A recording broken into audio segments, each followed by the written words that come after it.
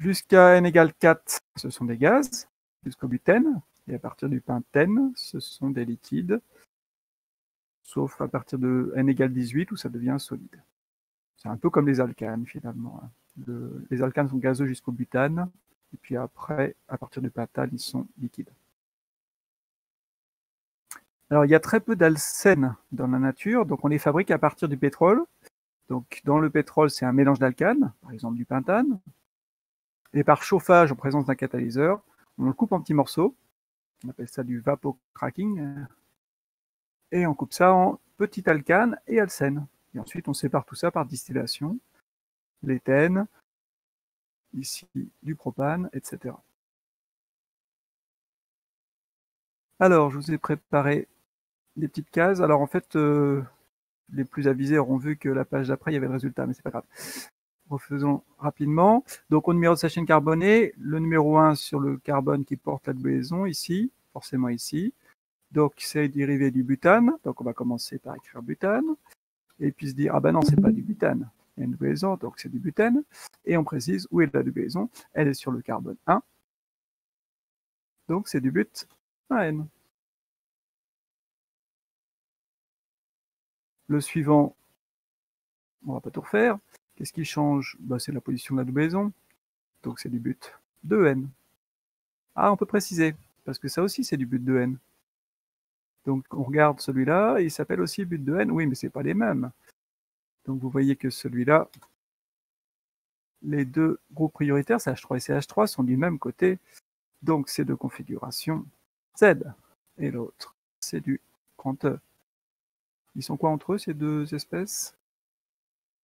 Pourquoi il me met 1 euro? Je veux pas 2 euros, je veux un 32. Ah, mais c'est agaçant ça, voilà. Ils sont quoi le Z et le E entre eux?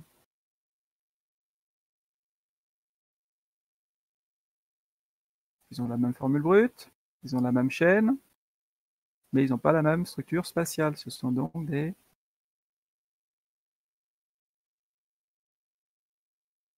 structures spatiales différentes, donc.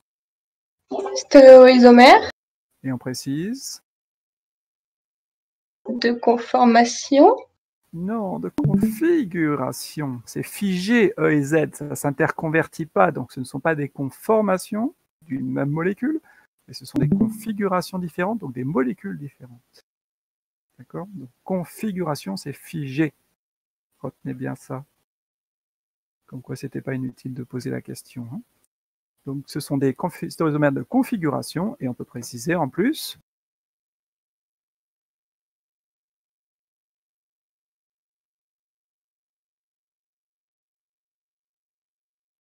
Ils sont par image dans un miroir plan, donc par défaut, ils sont chiral. Non, ils ne sont pas chiro, il n'y a pas de carbone asymétrique. L'image d'un miroir plan de celui-là, bah, c'est le même. Ils ne sont pas chiro, ni l'un ni l'autre. Mais ils sont différents. Mais ils ne sont pas images dans un miroir plan. Ils sont donc... De stéréoisomère. Yes! Je crois qu'il faudra que vous repreniez la petite feuille sur les isomères, vous vous rappelez, avec les différentes possibilités. Donc ce sont des isomères, yes, de configuration spatiaux, donc stéréoisomères, de configuration, puisqu'ils ne s'interconvertissent pas l'un dans l'autre, et n'ont pas de conformation, donc stéréoisomères de configuration. Il y a deux possibilités ensuite, énantiomères ou diastéréoisomères. Ils ne sont pas images l'un de l'autre dans un miroir plan, donc ils sont diastéréoisomères. Voilà. Alors celui-là, 1, 2, 3, 4, c'est du butène, c'est du but 2N aussi, pour la chaîne principale. Et puis on peut préciser que sur le carbone 2, il y a un méthyle, donc c'est du 2-méthyle but 2N, il n'y a pas besoin de majuscule.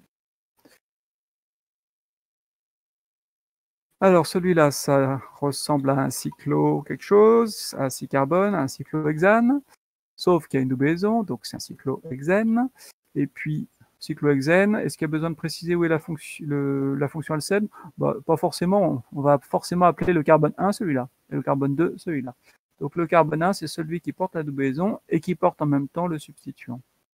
Et donc je devais préciser par contre qu'il y a un méthyle sur le carbone 1, Parce que si je dis juste méthylcyclohexane, ça ne suffit pas. Bon, il y a un doute sur la position du méthyle. Donc un méthylcyclohexane. Voilà.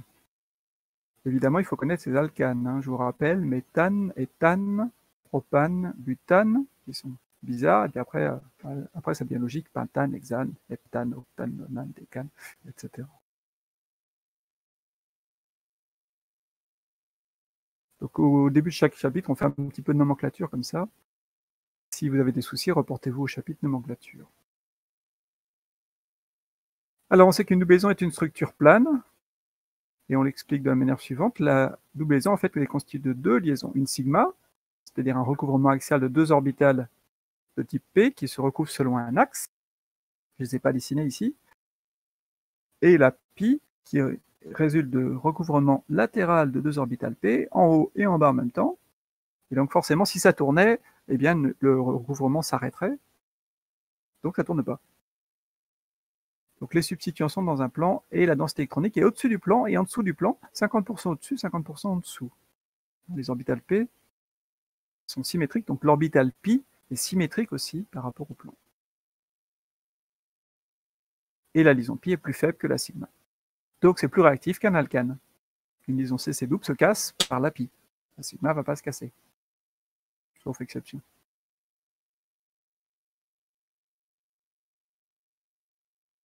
On est capable de voir les double liaisons alcènes grâce aux liaisons CH un peu au-dessus de 3000, entre 3000 et 3100, plus exactement 3030 3100. Et puis la liaison CC double fait une bande fine moyenne entre 1620 et 1690. Plus c'est conjugué, plus c'est bas, vous vous rappelez, abaissement de nombre d'ondes par conjugaison. En RMN, les H de la double liaison sont déblindés assez fortement, donc entre 4,5 et 6,5, parfois même un peu plus.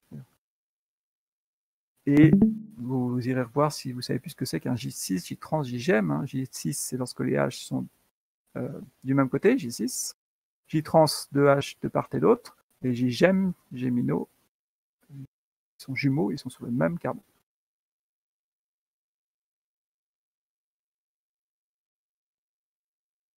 Donc les alcènes font essentiellement des réactions d'addition. Addition en chimie, c'est 1 plus 1 donne 1.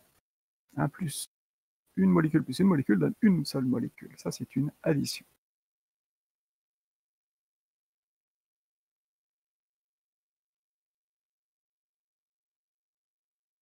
Ok, donc ça c'était la correction de la nomenclature. Je vous ai mis un petit paragraphe qui n'est pas vraiment à connaître, mais c'est pour la culture. Où est-ce qu'on rencontre les alcènes? Essentiellement, on les utilise pour faire des polymères. Donc l'éthène ou éthylène, qu'on fabrique à partir du pétrole, donc par cracking des grosses molécules de pétrole, on fait des plus petites molécules, on les sépare. L'éthène sert à faire du polyéthylène. Donc l'éthène, son nom officiel, c'est éthène, son nom UPAC, et son nom industriel, c'est éthylène. Donc polyéthylène. Le polyéthylène, du coup, ce sont des chaînes CH2, CH2 qui se répètent une fois. Donc il n'y a que des liaisons CC et des liaisons CH, donc des liaisons fortes. Donc c'est un truc qui va être très costaud, très durable, et du coup très peu biodégradable, puisque les bactéries vont avoir du mal à s'attaquer à des liaisons CH et des liaisons CC. Donc ça va perdurer très longtemps dans la nature, un sac en polyéthylène, durée de vie plusieurs centaines d'années, hein, avant que ça soit complètement dégradé. Le polypropylène, c'est à peu près la même chose, sauf qu'il y a un CH3 en plus. Très important, le PVC. Le PVC se fabrique par chloration de l'éthène. Donc c'est une réaction que je n'ai pas détaillée ici. Donc à partir du dichlore de l'éthène, on fait un composé intermédiaire et ensuite on enlève un atome de chlore pour qu'il nous reste juste un seul atome de chlore et on appelle ça le chlorure de vinyle, qui s'appelle le chloroéthène en nomenclature officielle. Et ça on le polymérise et ça vous fait du PVC. Le PVC, ça sert à faire des gouttières, les tuyaux d'évacuation des eaux usées, essentiellement beaucoup de tuyaux, les gaines d'électricité. Alors pourquoi c'est important de connaître la structure du PVC? Parce que si vous le brûlez, il y a du chlore dedans. Et quand vous brûlez du chlore, qu'est-ce qui va se passer? Le chlore va partir sous une forme. Sous quelle forme? Probablement du HCl. Donc quand vous brûlez du PVC, ça dégage des fumées acides, avec de l'acide chlorhydrique. Donc ça, c'est important de savoir ça, parce que quand vous êtes, par exemple, responsable d'une unité pour brûler des ordures ménagères, donc je trouve que non, une usine d'incinération, voilà, et que vous brûlez du PVC, bah forcément, ça dégage des fumées acides. Donc ça veut dire qu'il faut un traitement des fumées par des bases pour éviter de libérer des nuages d'acide chlorhydrique. Donc c'est hyper important de savoir ce qu'on brûle. D'accord? Donc il faut des filtres et il faut traiter les fumées. Alors que quand vous brûlez du polyéthylène, bah, vous allez obtenir du CO2 et du H2O. C'est beaucoup moins dangereux. Donc c'est très important de connaître la structure des polymères qu'on brûle. Après, on essaye si possible de les recycler, mais ils ne sont pas tous recyclables. Notamment le PVC, je pense qu'il n'est pas très bien recyclable. C'est des plastiques rigides, ça faut regarder. Mais il y a des choses intéressantes à regarder sur le recyclage du plastique. Et puis un que vous connaissez tous, c'est le polystyrène, qu'on utilise soit pour faire des règles, par exemple. Les règles sont en polystyrène, c'est du polystyrène rigide, soit en polystyrène expansé dans lequel on a injecté de l'air. Donc il y a des petites bulles d'air. Donc le styrène, c'est quoi? C'est ceci, c'est un benzène avec une chaîne latérale alcène. Donc on appelle ça un phényléthène en nomenclature officielle. C'est de l'éthène avec un groupement phényl. Phényléthène, vous pouvez l'indiquer ici. Phényléthène, qui va faire, après polymérisation, du polystyrène.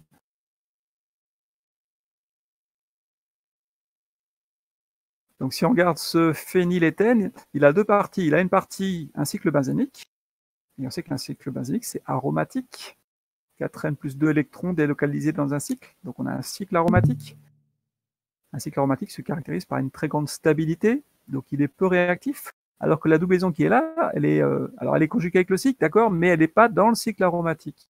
Donc elle se comporte comme une doublesson isolée, alors que ça, c'est un ensemble particulier. Donc ça va réagir comme un alcène, et de manière très réactive, parce que ça, on va voir que lorsqu'on crée des intermédiaires réactionnels, ils sont stabilisés par le cycle aromatique, et le cycle aromatique, lui, ne réagit pas. C'est intéressant, ça permet de transformer que la partie de droite. Les doublesons dans un cycle benzénique ne sont pas des doublesons comme les alcènes.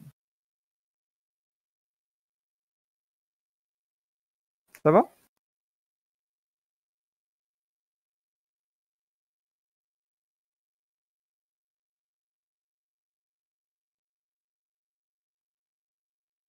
Ok, on commence par la première réaction, qui est la dihydrogénation. Dihydrogénation, c'est l'addition de dihydrogène. Alors, on a dit tout à l'heure qu'un alcène avait une valence de 1, donc on pouvait le réduire à passer à une valence plus faible, à un alcane. CH, CH. Et puis, ce qui n'est pas marqué, ce sont ici des H ou des carbones. Donc, la valence tombe à 0. Une diminution de valence est une réduction. Pour faire une réduction, il faut un réducteur. Ce réducteur doit apporter 2 hydrogènes, CH2. Alors, si vous mettez un alcène et H2, il ne se passe rien.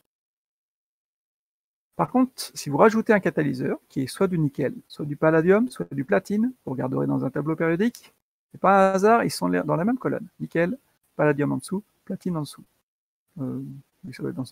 Nickel, palladium, platine. Donc ils ont la même structure électronique externe, donc on comprend qu'on puisse remplacer l'un par l'autre.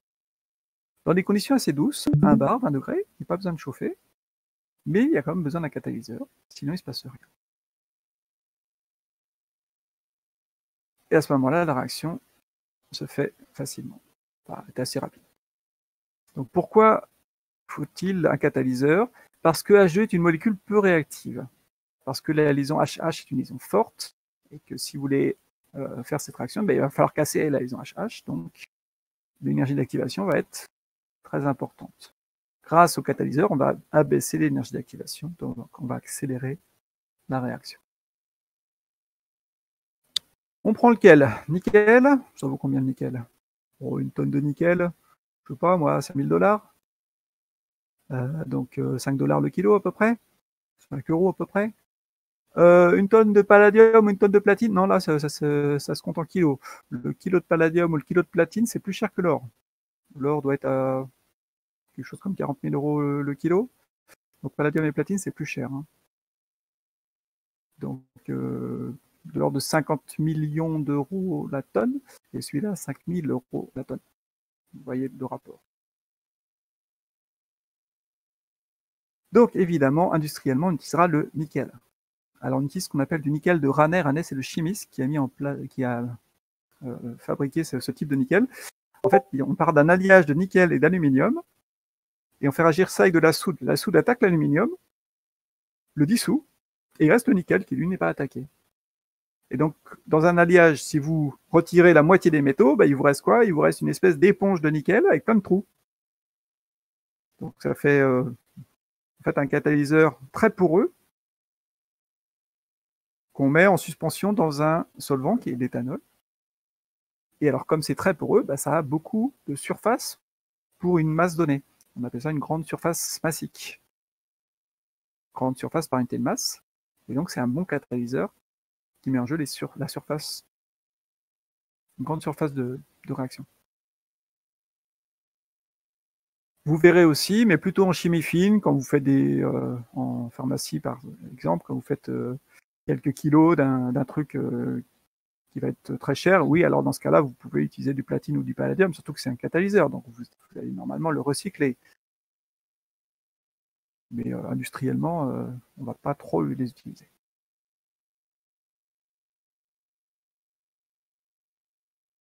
Ok, le delta RH0 de la réaction, ça s'appelle comment? C'est l'enthalpie standard 0 R de réaction, c'est-à-dire pour une mole de réactif, une mole d'alcène plus une mole de H2 libère une mole d'alcane, on récupère, ça libère 120 kJ par mol, donc moins 120 kJ par mol pour le système. Ça sort du système, c'est exothermique.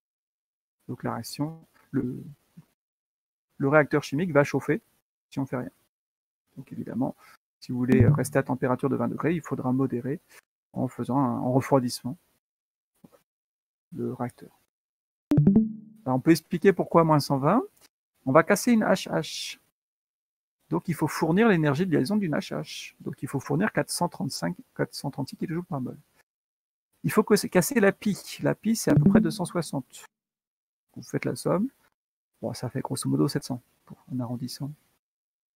Et vous allez former deux liaisons CH nouvelles. Quand on forme une liaison, on récupère de l'énergie. Ça abaisse l'énergie d'un système de former une liaison. Ça stabilise.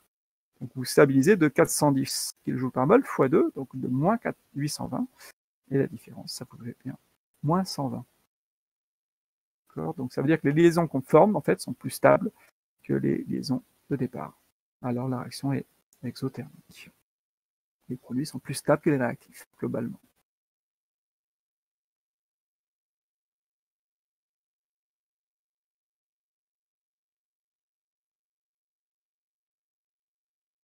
Alors, prenons un alcène qui est du cyclohexane avec une liaison de cyclohexène. Et il y a un méthyle ici, donc ça c'est un CH3.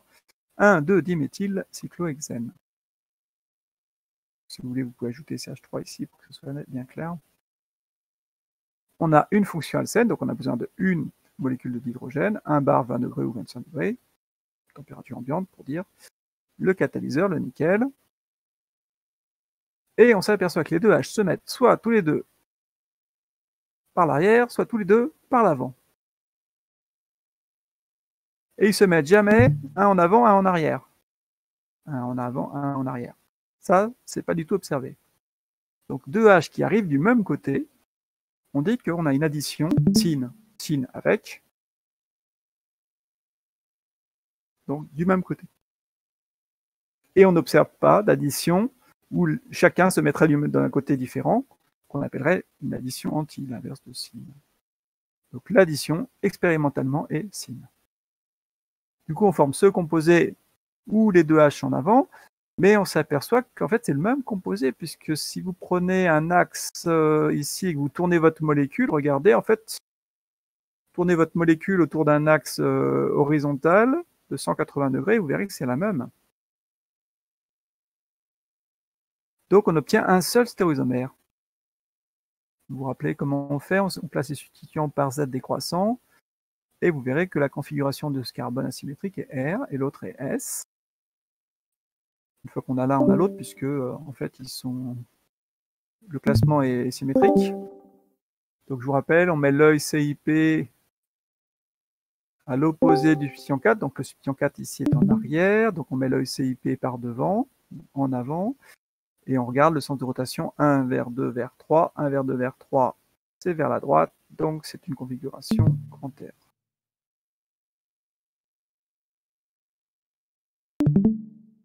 Petit rappel, cette molécule est-elle chirale? Elle a 2 carbones asymétriques. On a envie de dire oui. Oui, mais il y a un plan de symétrie.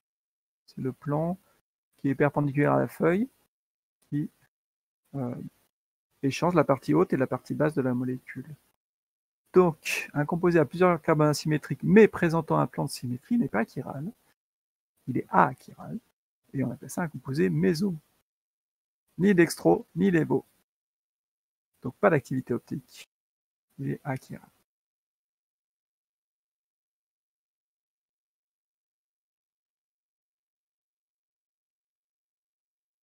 Donc il y avait 3 possibilités de produits et on en a formé qu'un. La réaction sélectionne un stéréoisomère parmi 3 possibles, donc elle est stéréo-sélective. Elle sélectionne un produit majoritairement, en l'occurrence ici 100%. Et comme le composé RS et le composé RR, entre eux, ils sont quoi? Ils sont pas énantiomères, puisque l'image dans un miroir plan de RS, c'est SR. Donc, s'ils ne sont pas énantiomères, c'est qu'ils sont forcément diastéréoisomères. Donc, ça et ça, c'est diastéréoisomère. Vous formez un diastéréoisomère plutôt qu'un autre, donc la réaction est diastéréo-sélective.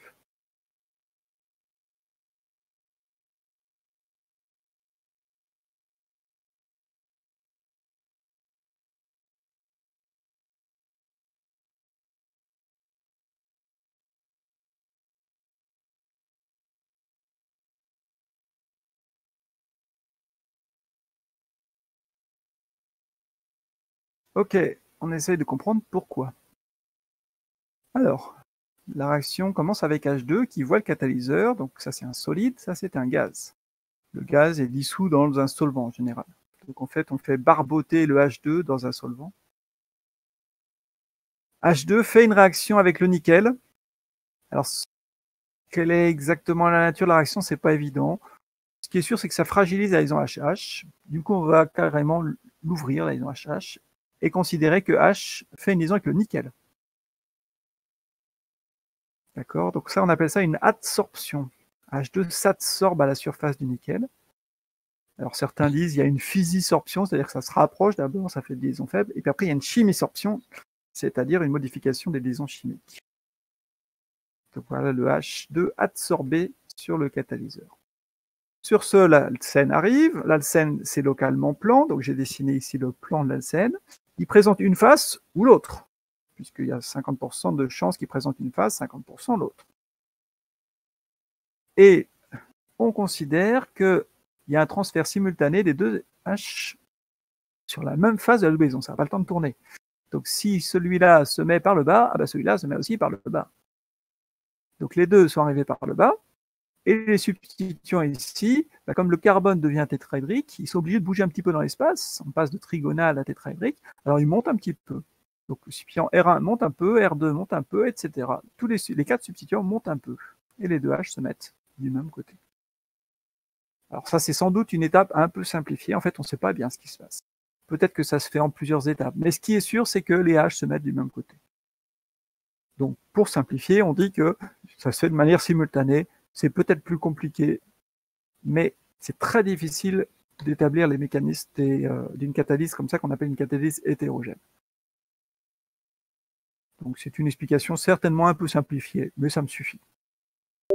Et ensuite, le produit se sépare du catalyseur, on appelle ça la désorption, l'inverse de l'adsorption, et on régénère le catalyseur qui va pouvoir servir, et on libère notre alcane. D'accord? C'est un des rares mécanismes de chimie où je ne mets pas de flèche, parce que je ne sais pas bien ce qui se passe. Parce qu'en général, vous savez qu'en chimie, on met des flèches qui symbolisent le mouvement des électrons et donc la formation des liaisons. Ouais, mais là, je ne sais pas trop ce qui se passe. Est-ce que c'est le H qui commence par attaquer ou est-ce que c'est la double liaison qui commence par attaquer? En fait, je ne sais pas trop, donc pour éviter d'écrire des bêtises, j'écris pas de flèches. Voilà. Elles ne sont pas exigibles sur ce mécanisme.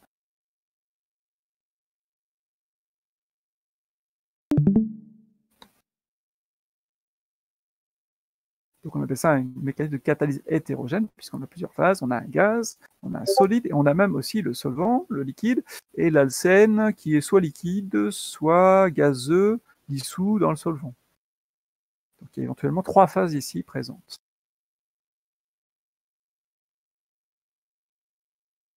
Et donc il nous faut un catalyseur avec la plus grande surface possible, puisque plus il y a de surface disponible, plus H2 peut s'absorber et plus ça va vite.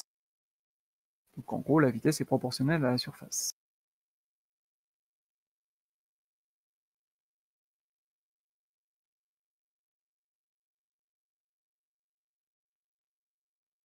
Ok, 2 applications de la réaction.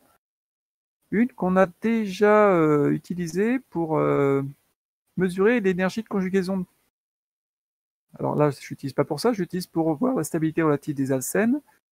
Donc j'engage différents alcènes dans une réaction de dihydrogénation. Je mesure le delta RH0, donc l'énergie thermique libérée. Et je m'aperçois que c'est pas tout à fait la même. Les différences, c'est pas énorme, c'est autour de moins 120, mais c'est parfois un peu plus, parfois un peu moins. Le résultat, le produit, c'est le même, donc je vais le mettre à un 0 d'énergie potentielle. Donc l'énergie potentielle ici, c'est de l'enthalpie molaire, ça correspond à l'énergie potentielle molaire.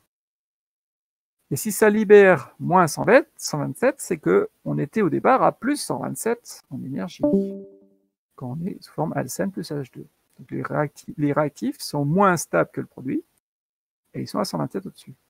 Et les autres, ils sont à 120, 116. Et du coup, ça me permet de comparer la stabilité des réactifs. Ah, mais je m'aperçois que celui-là est plus stable que celui-là, que celui-là. Les alcènes n'ont pas la même stabilité, alors que c'est la même chaîne carbonée à 4 carbones. D'accord? Donc je m'aperçois que les alcènes ont une stabilité croissante vers le bas entre celui-là et ces deux-là. Donc je vais les comparer. Qu'est-ce qui change? La position de la double liaison. Celui-là, CH3, CH2, CH, CH2, le carbone qui porte, les carbones plutôt, qui portent la double liaison, sont liés à un carbone voisin. J'ai mis ici avec un gros point. Donc on dit que la double liaison est monosubstituée. Elle a un seul substituant alkyle. On prend celui qui est en dessous, qui est un petit peu plus stable. La double liaison est liée à 2 alkyles, 2 CH3 en l'occurrence. Donc on dit que la double liaison est disubstituée. Et on s'aperçoit que c'est un peu plus stable. Et en fait, on pourrait généraliser. S'il y avait 3 CH3, trisubstitués, 4 CH3, tétrasubstitués, plus un alcène est substitué, plus il est stable. C'est une constatation expérimentale. L'interprétation, comme ça, je ne sais pas. On pourrait se dire, plus c'est substitué, plus c'est encombré, moins c'est stable. Non. Donc c'est plutôt un argument, c'est pas un problème d'encombrement stérique, c'est plutôt un problème d'énergie des orbitales. Donc visiblement, lorsque les atomes ont un agencement comme ça, globalement, les énergies des orbitales sont plus basses. Deuxième constatation, celui-là et celui-là, ils sont tous les deux disubstitués, donc on pourrait dire qu'ils ont la même stabilité. Eh ben non, le E est un peu plus stable que le Z. Donc, un alcène disubstitué lorsqu'il est de configuration E, il est un petit peu plus stable que celui de configuration Z. Pourquoi? Peut-être que c'est un problème d'encombrement stérique. Quand les substituants gros sont plus loin, donc c'est un petit peu plus stable, peut-être, sans doute. Mais bon, il n'y a pas de certitude. Donc en chimie organique, on a très peu de certitude. On regarde l'expérience et après on essaye d'expliquer l'expérience, mais voilà, c'est l'expérience qui nous dit ce qui est, et c'est pas toujours évident de justifier toutes les règles. Donc on a un certain nombre de règles empiriques comme ça, tiré de l'expérience et difficile parfois à interpréter.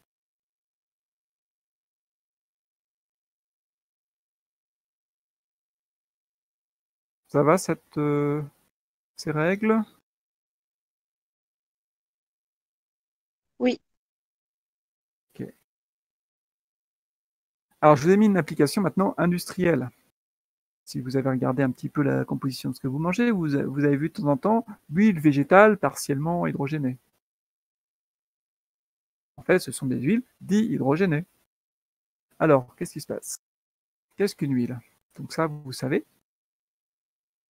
Les huiles et les graisses, c'est essentiellement des triglycérides, donc des esters, des triesters de glycérol, et puis de 3 acides gras.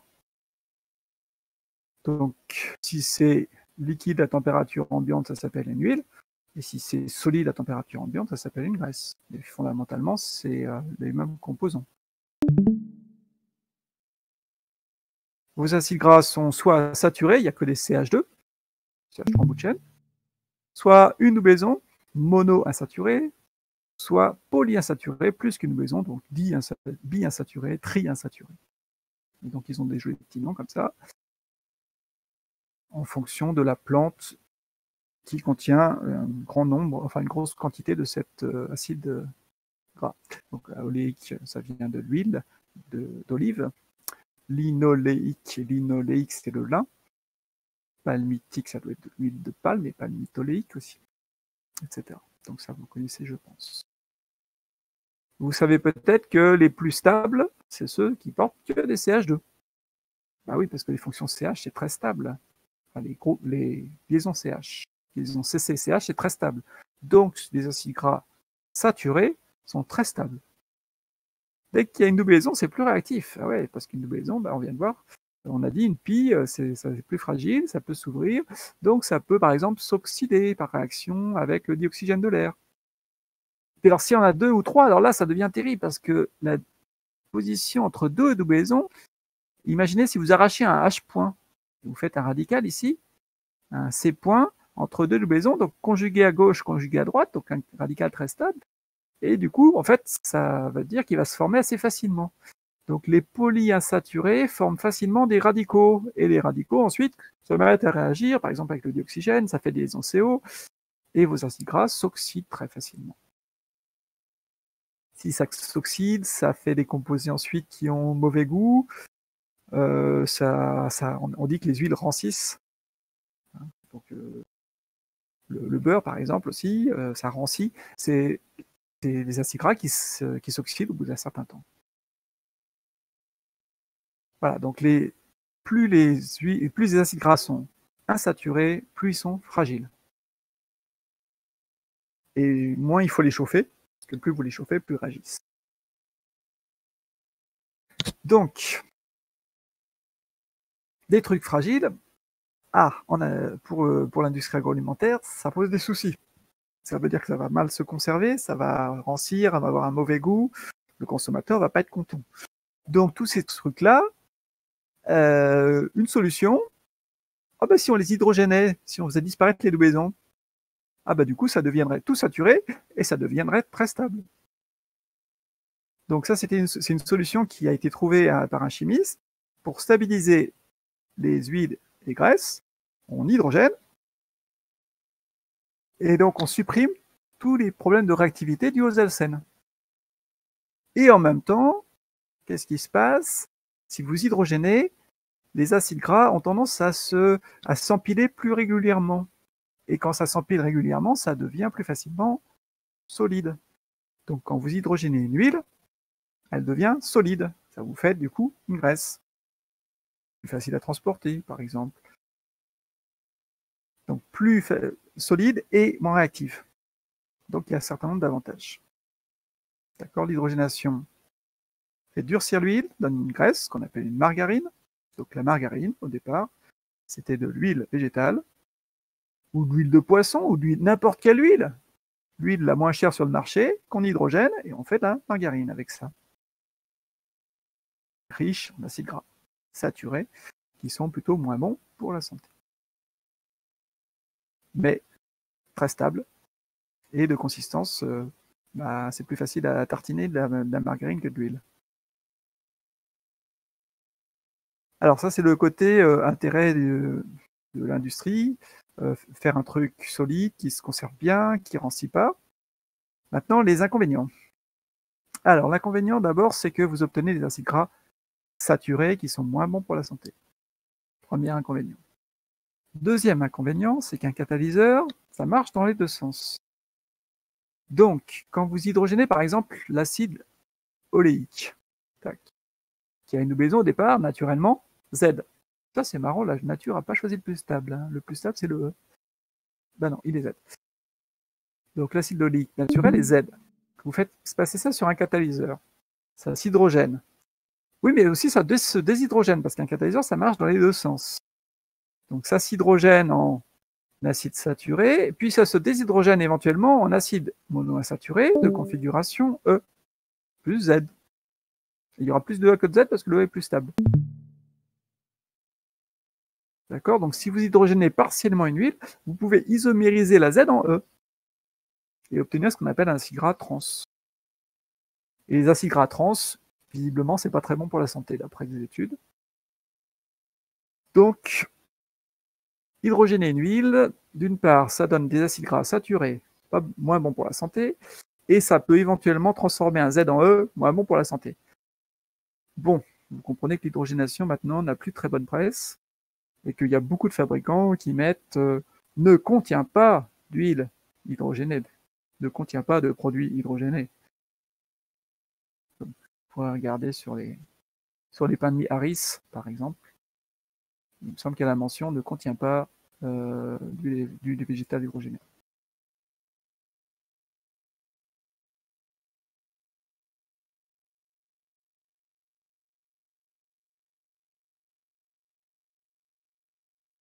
Alors, un petit tableau sur la composition en acide gras fatty acid, composition. Alors, je pense que vous pourrez traduire assez facilement tout. Peut-être que vous ne connaissez pas beef tallow, qui est le suif de bœuf, c'était la graisse de bœuf. Hein. Là-dedans, qu'est-ce que vous pourriez ne pas connaître? Bon, bah, a priori, vous devinez. Corn, je suppose que vous savez. Les cornflakes, à partir de quoi? Maïs. C'est le maïs, ouais, tout à fait. Soybean. Soy. Soja. Soja, yes. Et puis les autres. Cod liver, le foie de morue. Cod, c'est la morue. Voilà. Alors, ça c'est amusant, ce tableau, pour regarder par exemple le beurre, qui n'a pas forcément très bonne presse. Donc on vous dit que le beurre, c'est pas forcément très bon pour la santé, qu'il faut mieux prendre des margarines. Alors, regardez le beurre, c'est amusant. Il a quand même pas mal d'acides insaturés. Hein. Regardez, il a entre 18 et 33% d'acide oléique. Donc si vous faites la somme, il a une trentaine de pourcents d'acide insaturé. Donc c'est pas 100% saturé le beurre. Donc c'est peut-être finalement meilleur que de la margarine qui est trafiquée avec un mélange d'huile, on ne sait pas trop ce que c'est dedans. Mangez du beurre plutôt que de la margarine. Voilà, et puis sinon, bah, vous pourrez regarder, ça c'est pour la culture. Un petit dessin, voici un triglycéride avec un acide gras monoinsaturé. Et ce truc-là, bah, c'est liquide. Pourquoi? Parce que les chaînes ne peuvent pas bien s'empiler. Vous hydrogénez cette huile insaturée, cette graisse ou huile insaturée, et vous obtenez saturated fat, donc une graisse saturée, où les chaînes peuvent, efficient crystal packing, peuvent s'empiler régulièrement, du coup, de manière efficace, et du coup, causes it to have a lower melting point. Melting point, c'est le point de fusion. Autrement dit, ça abaisse le point de fusion. D'accord, ça devient solide, grosso modo, simplifié. Donc ça, c'est solide, alors que ça, c'était liquide. Donc l'hydrogénation a tendance à solidifier parce que ça s'entasse mieux. Inversement, vous savez par exemple que dans la bicouche lipidique, Quand il y a plus d'acide gras insaturé, ça fluidifie la bicouche lipidique parce que justement ça empêche que les chaînes s'empilent trop bien et que ça fige.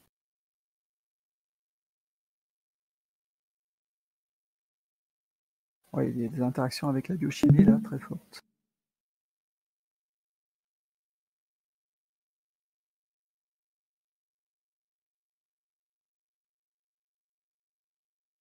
Ok, alors ça c'est ce que j'ai mis en ligne ce matin.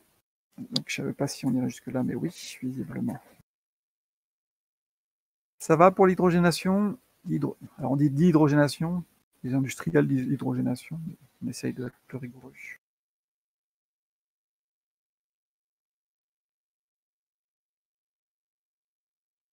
Voilà, maintenant on prend l'huile de palme. L'huile de palme c'est naturellement saturé, du coup il n'y a pas besoin d'hydrogéner. Et c'est la moins chère du marché, et donc vous en trouvez partout, dans tous les trucs bas de gamme.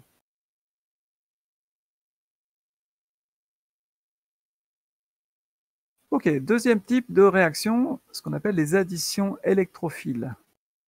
Donc c'est une addition, c'est-à-dire une maison plus une autre molécule donne une molécule seulement, et il faut un électrophile. Donc il faut que dans l'espèce qu'on va ajouter, il y ait une partie électrophile. Donc soit un plus, soit un delta plus. Donc ici j'ai supposé que j'avais un delta plus, un site électrophile. La liaison pi est nucléophile. On peut aller former une liaison avec A.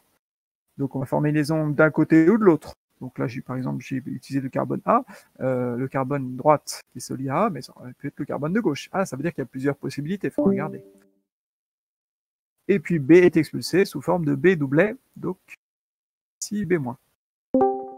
Ici, le carbone, il y en a un qui fait une quatrième liaison, et l'autre, l'autre il ne peut pas, parce qu'il n'y avait qu'un seul doublet dispo. Donc l'autre fait un carbocation. Donc c'est un intermédiaire réactionnel, ou en énergie instable.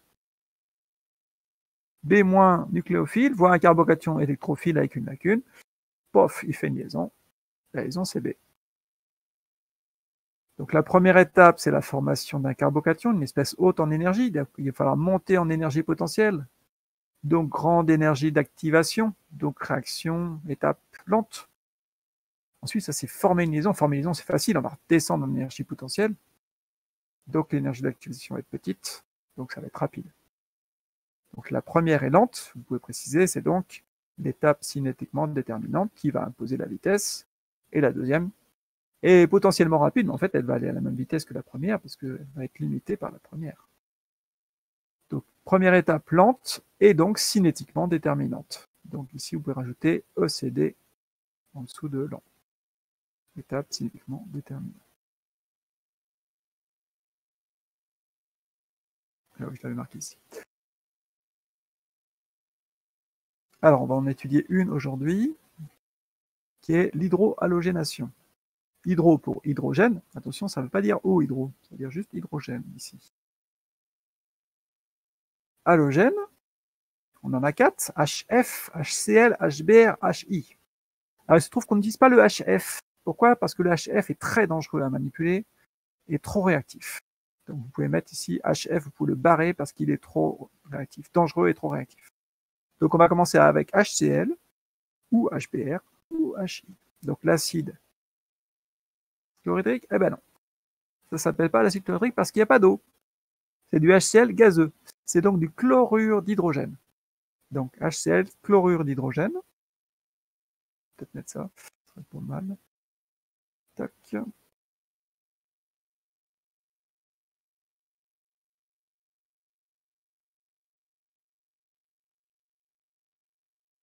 Voilà.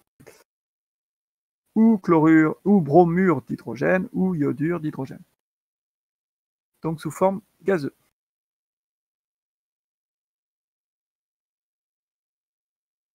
Ici, un alcène, 1, 2, 3, 4, c'est du butène, c'est du butane, c'est du butane. Voilà. On va faire ça à température, basse température, température ambiante, 20 degrés, il n'y a pas besoin de chauffer. Il n'y a pas besoin de catalyseur, ça va se faire tout seul. Donc, basse température, sans catalyseur. Et on obtient un composé où il y a deux maisons disparues. Il y a un chlore qui s'est mis quelque part, et le H s'est mis sur l'autre carbone, puisque si vous détaillez, ça c'est CH3, CH2, CH, CH2. Et ça c'est CH3, CH2, CH2, CH2. Donc le H est venu sur le carbone 2. Ou alors le chlore vient sur le carbone 2 et le H se met sur le carbone 1. Et là vous avez un CH3. Donc là je me suis mis en topologique, donc on ne voit pas bien où est passé le H, mais le H est passé sur l'autre carbone. Et il y a deux produits possibles. Un minoritaire, un majoritaire. Les deux produits sont des isomères avec la même fonction, c'est la fonction chloro, mais qui n'est pas au même endroit. Donc on appelle ça des isomères de position ou régio-isomères, isomères de région. La réaction forme deux régio-isomères en quantité différente. Elle est donc, je vous écoute,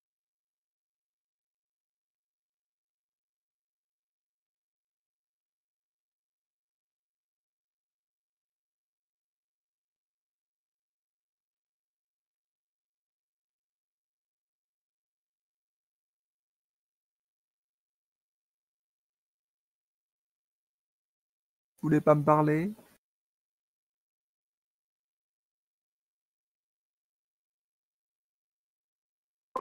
Énantiosélective? Alors, énantiosélective, il faudrait qu'ils soient énantiomères. Ils sont pas Non, énantiomères. oui, non, ils sont pas énantiomères.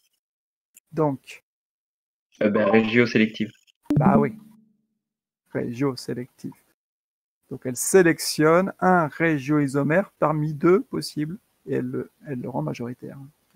Elle forme majoritairement un régioisomère parmi deux possibles. Quand on dit quelque chose énantiosélectique ou régio, c'est régio sélective. J'ai confondu avec spécifique. Ouais, non, c'est bon. Alors pourquoi sélectif et pas spécifique, c'est ça? Parce que du coup, j'avais cru que c'était spécifique, mais vu que c'est sélectif, c'est bon. Sélectif, sélectif, ça sélectionne un parmi deux ou un parmi trois. Spécifique, ça en prend qu'un seul. Spécifique, voilà, selon le réactif de départ, ça donne des choses différentes. Mais là, il n'y a qu'un seul réactif. Donc on ne peut pas parler de spécificité quand il n'y a qu'un seul réactif. Par exemple, une enzyme réagit spécifiquement sur un substrat. C'est lorsqu'il y a plusieurs substrats possibles, hop, elle en prend un. Et après, elle fait une réaction et elle forme que quelque chose. Voilà. Donc spécifique, il faut avoir un choix au départ. Sélectif, il y a un choix à l'arrivée. Vous pouvez le retenir comme ça. Sélectif, c'est choix à l'arrivée. Ça sélectionne. Voilà, pouf.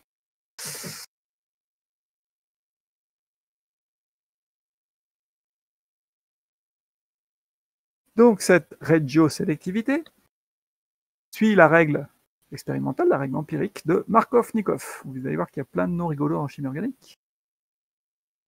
Donc, il a observé que le chlore se fixe majoritairement sur le carbone le plus substitué. Puisque, regardons, le carbone 2, il est lié à 2 carbones, donc il est disubstitué. Le carbone 1 est lié à 1 carbone, il est monosubstitué. Donc on dit que le carbone 1, il est primaire, le carbone 2, il est secondaire.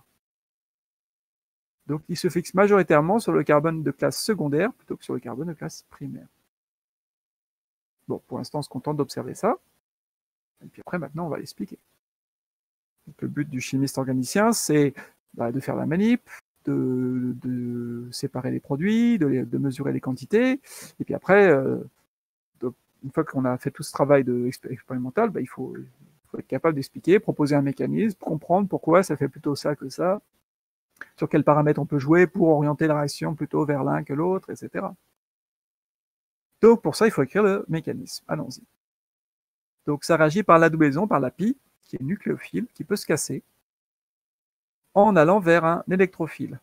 Donc dans HCl, l'électrophile est évident, c'est H qui est moins électronégatif que le chlore, donc il y a delta+, donc H est un site électrophile.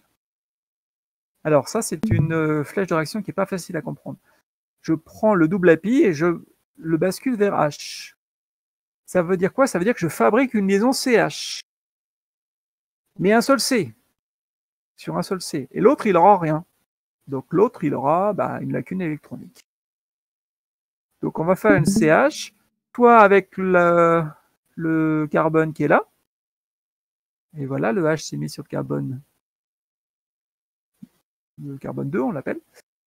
Et du coup, le carbone 1, il n'a plus rien. Et du coup, il a une lacune. Il n'a que 3 liaisons. il a une lacune, il a que 3 électrons propres autour de lui, donc il est plus. Donc c'est un carbocation, et on dit qu'il est de classe primaire, carbocation primaire, puisque le carbone qui porte la lacune est lié à un seul carbone, stabilisé par un seul effet inductif de ses voisins. La carbocation primaire est très instable. On pourrait se dire, tiens, est-ce que l'inverse est possible? Pour que l'inverse soit possible, il faudrait que le Cl- ici vienne arracher le H qu'on vient de fixer ici pour reformer la liaison. Donc il faudrait casser une liaison CH pour aller en sens inverse. Ah, mais oui, mais une liaison CH, c'est très fort. Donc une fois qu'elle est formée, elle va se casser très difficilement. Donc on peut considérer que l'inverse n'a pas lieu. Étape non inversable, je le mets ici, parce que dans l'autre sens, il faudrait casser une CH. Casser une CH, c'est favorable. Former une CH, c'est favorable. Casser une CH, c'est difficile. Donc l'étape 1 peut être considérée comme non inversable. Oui, mais tout à l'heure, j'ai dit je vais faire une CH. Ah oui, mais elle aurait pu se faire de l'autre côté. C'est celui-là qui aurait pu récupérer le H pour faire un CH3. Et du coup, le pauvre qui est là se retrouve avec une lacune. Et du coup, le carbocation ici est secondaire, elle y a 2 carbones. Donc stabilisé par 2 effets inductifs. Ah, mais du coup, il est plus stable. Plus un carbocation est substitué, plus il est stable. Donc on a 2 possibilités pour l'étape numéro 1. K1, 1 qui mène au carbocation primaire ou K1, 2 qui mène au carbocation secondaire. Donc 2 IR possibles. Ensuite, la deuxième étape est toute simple. Un carbocation, c'est un super électrophile. Donc en face, on cherche un nucléophile. Bah oui, Cl- il a 4 doublets, il est nucléophile. Le nucléophile, par son doublet, attaque l'électrophile, on fait une liaison CCl. Et voilà la liaison carbone-chlore. Et c'est fini. Voilà le produit. Est-ce que l'inverse est possible? Il faudrait que spontanément, que la liaison carbone-chlore se casse, que Cl- parte avec son doublet, qu'on fasse un carbocation. Un carbocation, c'est quand même assez instable. Donc pour ça, il faudrait aider, il faudrait un solvant ionisant pour fragiliser la liaison carbone-chlore. Donc évidemment, cette réaction, on ne va pas la faire dans un solvant ionisant. Donc on va la mettre dans un solvant, je sais pas, du genre hexane, un solvant aprotique apolaire, qui ne favorise pas la cassure des liaisons CCl. Et donc l'étape 2 ne se fait pas dans l'autre sens. Et puis la même chose pour le carbocation secondaire. Donc voilà les produits. Le produit, on peut dire qu'il est de classe primaire, le chlore est sur le carbone 1. Et ici, le produit est de classe secondaire, le chlore est sur un carbone qui est lié à 2 carbones sur un carbone 2.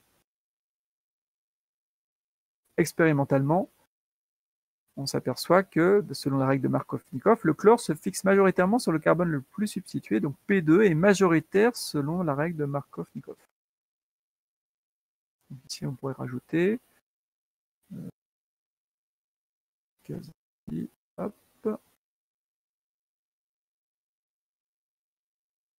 hop. Donc ici, P2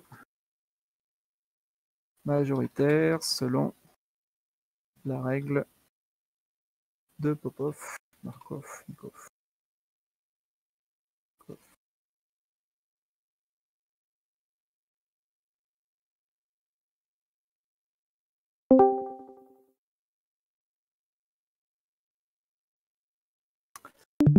Alors pourquoi?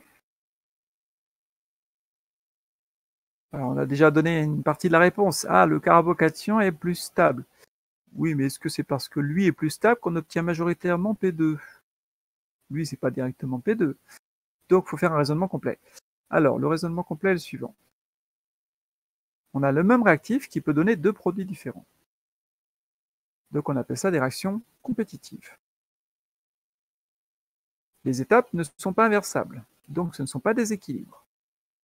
Donc, les 2 réactions compétitives sont sous contrôle cinétique et pas thermodynamique. C'est-à-dire que le produit majoritaire est celui qui se forme le plus vite. Donc, il faut comparer les énergies d'activation et les constantes de vitesse de l'étape cinétiquement déterminante. Donc ici, l'étape 1, l'étape difficile, l'étape lente, création de des intermédiaires actionnés carbocation. Donc on a démontré dans le cours de cinétique, le rapport des produits égale le rapport des constantes de vitesse de l'étape cinétiquement déterminante. Vous ne redémontrez pas ça, c'est un théorème de cinétique. Hein. Donc je dois comparer les constantes de vitesse, donc je dois comparer les énergies d'activation, donc tracer un profil énergétique de la réaction. En fait, on pourrait tracer le profil que de l'ECD, ça suffirait, que de la première étape. Bon, là, je vais tracer le profil des deux étapes, mais on pourrait aller plus vite en disant, mettons, l'étape 2, on s'en fiche, puisqu'elle n'est pas cinétiquement déterminante. Donc, à quoi ça ressemble? Énergie potentielle en fonction d'un coordonnée réactionnel, les réactifs, les produits, alors on sait que la réaction est exothermique. Ça, c'est expérimental. Pourquoi? Parce qu'on casse une pi, on casse une HCl, et on récupère une CH et une CCl. Il se trouve que CH et CCl, c'est un peu plus stable qu'une pi et une HCl. Donc les liaisons formées sont plus stables que les liaisons cassées, donc on descend d'énergie globalement. La réaction est exothermique. Qui est le plus stable entre P1 et P2? J'en sais rien. A priori, il ne doit pas y avoir de grandes différences de stabilité. Regardez P1 et P2. Ce sont les mêmes liaisons CC, même liaison CL. Fermez votre micro. Il n'y a que la place du chlore qui change. Bon, le fait de changer le chlore de place ne doit pas changer notablement la stabilité de la molécule. A priori. Donc j'ai envie de dire, j'en sais rien, je les mets au même niveau. Il y en a sûrement un qui est légèrement plus stable que l'autre, mais je ne sais pas lequel. Donc je les mets au même niveau. Alors par contre, les intermédiaires réactionnels ne sont pas au même niveau. Les intermédiaires réactionnels, ce sont des carbocations. Le secondaire est plus stable que le primaire. Donc je le mets carrément plus bas. Alors c'est peut-être un peu moins vrai, un peu moins important, mais bon, j'augmente un peu les différences pour que ça se voit bien. Et ensuite, je sais que lorsque je monte beaucoup en énergie, on appelle ça un acte très endothermique, alors le complexe activé ressemble au produit. Alors ici, le complexe activé ressemble du coup au carbocation. Donc il est proche en énergie et proche en structure de carbocation. Alors on pourrait peut-être le mettre un peu plus proche encore. Bon, je ne le mets pas trop proche non plus pour qu'on voit bien qu'il y a une bosse. Hein. Il faut vous rappeler les diagrammes en dos de chameau avec deux bosses. Donc le creux, le minimum d'énergie potentielle, c'est l'intermédiaire réactionnel. Et le maximum relatif d'énergie potentielle, ce sont les complexes activés ou états de transition. D'accord? Donc on saute la barrière d'énergie. Ah, du coup, comment est-ce qu'on place les énergies d'activation? Ça, c'est intéressant. Alors, plaçons l'énergie d'activation. On a besoin, du coup, d'une forme, une flèche. Tac. Alors, on part de la base et on monte en énergie jusqu'au complexe activé. D'accord? Et donc, ça correspond à l'énergie d'activation pour sauter et aller là. Vous vous rappelez, c'est soit la perche, c'est la barrière d'énergie potentielle à franchir. C'est donc ça, l'énergie d'activation, que j'appelle EA1, 2. EA, énergie d'activation de l'étape 1, qui mène aux carbocations secondaires. Évidemment, vous avez la même chose pour l'autre énergie d'activation. Alors, attention, elle est plus haute, il va falloir monter jusque là. Donc voilà, la petite flèche, enfin la plus petite, c'est l'énergie d'activation qui mène aux carbocations secondaires, et la plus grande qui mène aux carbocations primaires.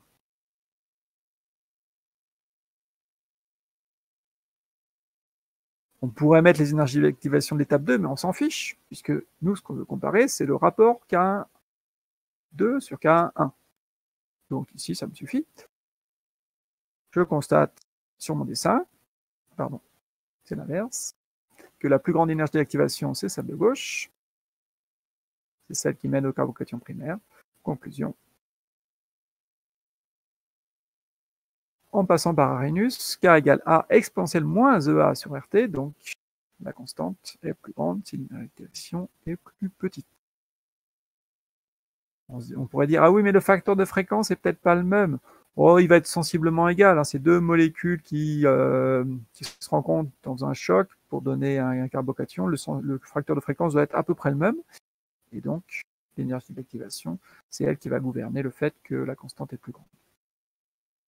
Donc le produit majoritaire, c'est P2, celui qui est formé le plus vite. On est dans le cadre d'un contrôle cinétique, le produit majoritaire est celui qui se forme le plus vite.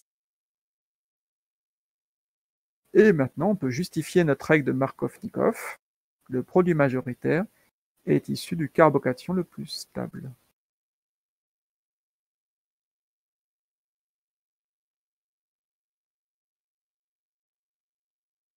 Donc, quand vous avez ce genre de réaction, écrivez le mécanisme en mettant les différentes possibilités, donc les différents intermédiaires réactionnels, ici les différents carbocations, et ensuite on conclut grâce à un profil énergétique que vous devez être capable de refaire. Ça va?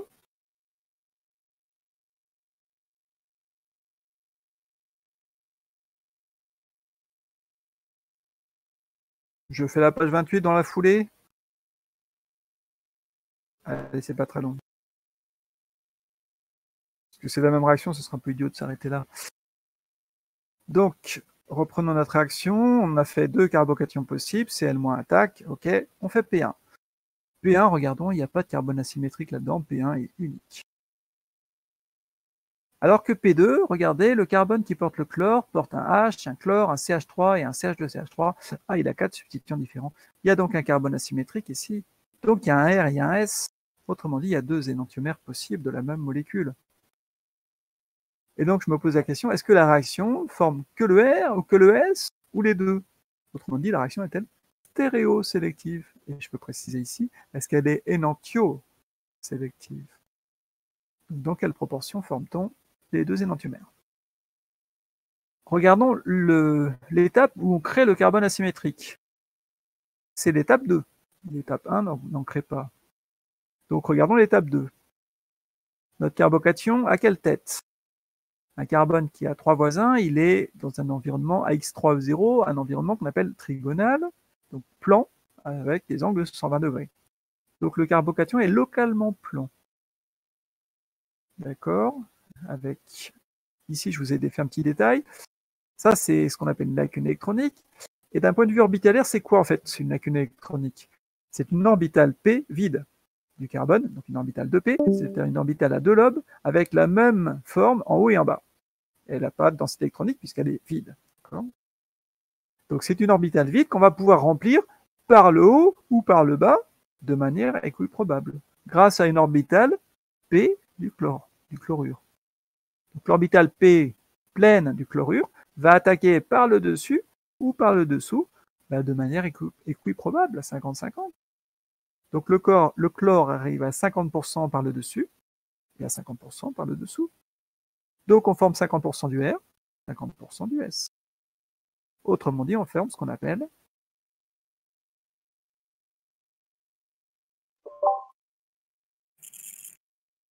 Un mélange racémique? un mélange racémique. Yes. Donc la réaction n'est pas stéréosélective, elle ne sait pas choisir entre le R et le S, elle fait les deux. Elle n'est pas énantiosélective. Est-ce que c'est étonnant? Au début, on a un réactif qui n'est pas chiral. Celui-là non plus. Donc, on a un pouvoir rotatoire qui est nul. Le pouvoir rotatoire n'apparaît pas comme ça en claquant des doigts. Donc forcément, les produits, globalement, doivent avoir un pouvoir rotatoire nul. Le produit P1 est achiral, donc son pouvoir rotatoire est nul. Le produit P2 est chiral. Oui, mais son pouvoir rotatoire est quand même nul. Pourquoi? Parce que c'est un mélange racémique, un mélange inactif par compensation des 2 pouvoirs rotatoires. Vous savez qu'il y a le R et le S. Le R est dextrogire, par exemple, et le S est lévogire, ou l'inverse. Donc les 2 pouvoirs rotatoires se compensent. Donc on dit que le mélange est optiquement inactif par compensation. C'est ce que j'appelle la règle, il n'y a pas de création du pouvoir rotatoire ex nihilo, à partir de rien. S'il n'y en a pas au début, il n'y en a pas à la fin. S'il n'y a pas soit un réactif, soit un catalyseur chiral, alors à la fin, c'est forcément, globalement, de alpha égale 0. Si on avait mis un catalyseur chiral, alors là, ça aurait pu changer les choses. Donc, par exemple, les enzymes peuvent travailler sur des molécules pas chirales, alpha égale 0, et à la fin, on peut obtenir des produits avec un alpha différent de 0. Oui, mais l'enzyme, elle est chirale. Et donc, avec un catalyseur chiral, oui, d'accord, on pouvait créer du pouvoir rotatoire. Mais sans catalyseur chiral et avec des réactifs achiro, alors forcément, à la fin, le pouvoir rotatoire sera forcément nul. On peut créer avec de la chiralité, mais pas des pouvoirs rotatoires comme ça. The end for today. Je vous laisse méditer tout ça. Je pense que ça suffit pour aujourd'hui, là. J'ai dû vous saouler.